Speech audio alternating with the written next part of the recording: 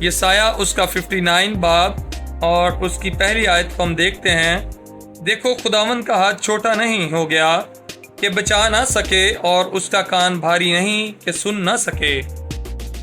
خداوند کے ہم نے زندہ کلام میں سے جیسے پڑھا ہے کہ خداوند کا ہاتھ نہ تو چھوٹا ہے اور نہ ہی اس کا کان بھاری ہے کہ وہ ہمیں جواب نہیں دیتا یا پھر وہ ہمیں بچاتا نہیں۔ تو خداوند کا کلام ایک واحد ایسی کتاب، دنیا کے اندر کوئی ایسی کتاب نہیں جو خود ہی سوال کرتی ہے اور خود ہی جواب بھی دیتی ہے۔ بائبل مقدس کے علاوہ ہمیں اور کوئی بک ہیلپ نہیں کرتی کہ ہم اس میں سے جواب بائبل مقدس میں سے پڑھیں اور جواب کسی اور کتاب میں سے ہمیں لیں۔ جو ہم کتاب کا حصہ پڑھتے ہیں بائبل مقدس میں سے، وہی ہمیں جواب بھی پھر آگے دیتا ہے۔ تو یہاں پر لکھا ہے کہ دیکھو خداوند کا ہاتھ چھوٹا نہیں ہو گیا کہ بچا نہ سکے۔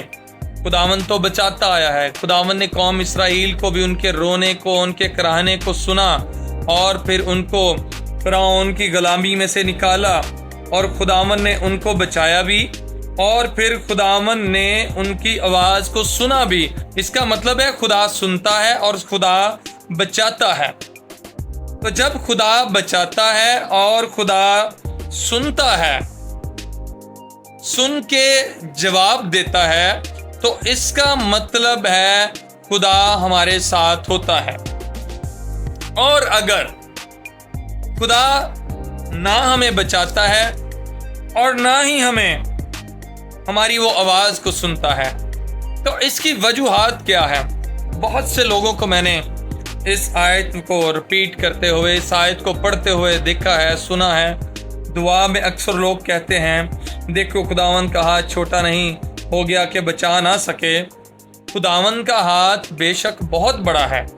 یسایہ 40 باب اور اس کی 12 آیت میں لکھا ہے، کس نے سمندر کو چلو سے ناپا؟ تو خداوند جو اپنے چلو میں سمندر کو رکھتا ہے، اس کا ہاتھ کبھی چھوٹا ہو ہی نہیں سکتا۔ وہ خدا کتنی بڑی قدرت کا مالک ہوگا جو اپنے ہاتھ میں چلو میں سمندر کو ناپتا ہے، اور آسمان کی پیمائش بالش سے کرتا ہے، اور زمین کی گرد کو پیمانہ میں بھرتا ہے، اور پہاڑوں کو پلڑوں میں وزن کرتا ہے، ٹیلوں کو ترازو میں تولتا ہے۔ یسایہ 40 باب اس کی 12 آیت کے اندر یہ لکھا ہے۔ تو وہ خدا جس کا ہاتھ اتنا بڑا ہے، جو خود اتنا بڑا ہے، کیا وہ پھر ہمیں بچا نہیں سکتا؟ کچھ نہ کچھ فالٹ ہمارے اندر ہوتا ہے۔ جب وہ ہمیں جواب نہیں دیتا، جب وہ ہماری دعا کو سن کے جواب نہیں دیتا، اس کا مطلب ہے کوئی نہ کوئی پرابلم ہے۔ اگر ہمارے باڈی کے اندر میڈیکل لحاظ سے دیکھیں تو اگر ہمارے باڈی کے اندر جب انفیکشن ہوتا ہے تو پھر ہمیں سب سے پہلے فیور ہوتا ہے۔ وہ سائن دیتا ہے کہ باڈی کے اندر، وہ ہمیں الرٹ کرتا ہے کہ باڈی کے اندر کوئی نہ کوئی انفیکشن ہے، کوئی بیماری پلنا شروع ہو گئی ہے۔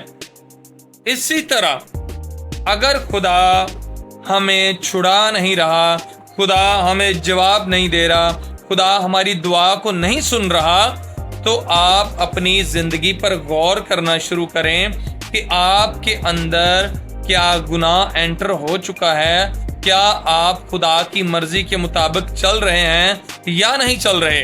جیسا کہ میں نے پہلے بولا تھا کہ واحد بائبل ہے جو سوال بھی کرتی ہے اور جواب بھی دیتی ہے۔ تو آئیں ہم اب اس کا جواب دیکھتے ہیں کہ خدا اگر ہمیں بچاتا نہیں تو کس وجہ سے، اگر ہماری سنتا نہیں تو کس وجہ سے۔ تو اسی کی ہم یسایہ 59 اور اس کی 2 آیت کو پڑھ لیتے ہیں۔ بلکہ تمہاری بد کرداری نے تمہارے اور تمہارے خدا کے درمیان جدائی کر دی۔ جب ہم جدا ہی ہو گئے خدا سے، جب ہمارا رابطہ ہی ختم ہو گیا، اگر ہم فون کرتے ہیں تو جب ہمارا بیچ میں سے بات کرتے کرتے رابطہ ٹوٹ جاتا ہے، وہ ہمارا، جب ہم سوال کر لیتے ہیں یا کوئی بات کر رہے ہیں کسی بھی ٹاپک پر، تو وہ ہمارا کمپلیٹ نہیں ہوتا ٹاپک۔ وہ ہمارا سوال یا جواب پھر کمپلیٹ نہیں ہوتا، وہ ادھورا رہ جاتا ہے۔ اسی طرح ہماری بدکرداری جب ہمارے اور ہمارے خدا کے درمیان آتی ہے تو پھر ہمیں جدا کر دیتی ہے، اور پھر تمہارے گناہوں نے اسے تم سے روپوش کیا، ہم سے جدا ہو گیا، ہم سے روپوش ہو گیا۔ اب وہ ہماری طرف دیکھ نہیں رہا، اب وہ ہماری باتوں کو سن نہیں رہا، کیونکہ اب ہمارا رابطہ اس کے ساتھ ڈسکنیکٹ ہو چکا ہے۔ اب ہمارا رابطہ خدا کے ساتھ نہیں ہے، اس لیے ہمارے درمیان جدائی آ چکی ہے، ہماری بد کرداری کی وجہ سے اور ہمارے گناہوں کی وجہ سے وہ ہم سے روپوش ہو گیا ہے، وہ ہم سے الگ ہو گیا ہے، اس نے اپنا چہرہ ہم سے دور کر لیا ہے۔ وہ پاک روح جب ہمارے اندر ہوتا ہے، ہماری آہوں کو سنتا ہے، ہماری باتوں کو سنتا ہے، باپ سے شفاعت کرتا ہے۔ جب ہمارے گناہ، ہماری بد کرداری ہمارے اندر آتی ہے تو وہ رنجیدہ ہوتا ہے، ہم سے دور ہوتا ہے۔ اس کے سبب سے آگے لکھا ہے، روپوش کیا، اور تمہارے گناہوں نے اسے تم سے روپوش کیا، ایسا کہ وہ نہیں سنتا۔ ہماری بد کرداری اور ہمارے گناہوں کے سبب سے ہم نے کبھی اپنی زندگی پر غور کیا ہے کہ کیا ہمارے اندر گناہ انٹر ہے؟ کیا ہم خدا کے کلام کے مطابق چل رہے ہیں؟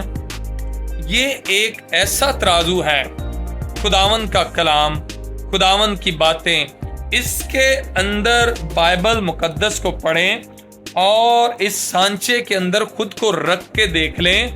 جو بھی کمیاں ہوں گی یہ کلام ہم پر واضح کرے گا، ہماری بد کرداری کو بھی، ہمارے گناہوں کو بھی، ہمارے جھوٹ کو بھی، ہمارے فریب کو بھی، ہماری ہر اس بات کو ہم پر ظاہر کر دے گا، کیونکہ یہ ایک واحد ایسا پیمانہ ہے جس میں انسان خود کو ناپ سکتا ہے، اور جب وہ اپنے آپ کو بائبل مقدس کے کلام کے لحاظ سے ناپے گا، جو کمیاں ہوں گی وہ ظاہر کر دے گا، اور جب آپ ان کمیوں کو دور کر لیں گے پھر خداوند کا ہاتھ ہمیں بچائے گا بھی، اور پھر خداوند ہماری آواز سنے گا بھی، پھر وہ ہمیں ترقی بھی دے گا، ہماری راہوں کو بھی ہموار کرے گا، ہمارے روپے پیسے میں بھی برکت آئے گی، ہمارے کاروبار میں بھی برکت آئے گی، ہماری اولاد بھی وفادار ہوگی، اور پھر ہم دم نہیں بلکہ سر ٹھہریں گے۔ ہمیں اپنے آپ کو ناپنا ہے کلام کے سانچے میں، ترازو میں رکھ کر، پھر ہمیں خدا کا کلام بتائے گا جو ہم پر کمیاں ہیں، جو ہمارے اندر کمیاں، کمزوریاں ہیں، گناہ ہیں، بدی بدکاری ہے، وہ سب ہم پر ظاہر کرے گا۔ اس کے وسیلہ سے کلام جب ہمیں بتائے گا تب ہم اپنی کانٹ چھانٹ کریں گے۔ خدا ہماری کانٹ چھانٹ کرتا ہے، خدا ہم پر ظاہر کرتا ہے جب ہم اپنے گناہوں کو اوائڈ کرتے ہیں، بدی بدکاری سے ہم دور ہوتے ہیں، خدا اس میں ہماری ہیلپ کرتا ہے، تب ہماری خدا سنے گا، ورنہ خدا نہ تو ہمیں بچائے گا اور نہ ہی ہماری آواز کو وہ سنے گا۔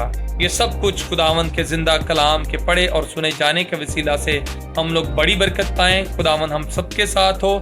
خداوند یسوع مسیح کے نام سے مانگتے ہیں، آمین۔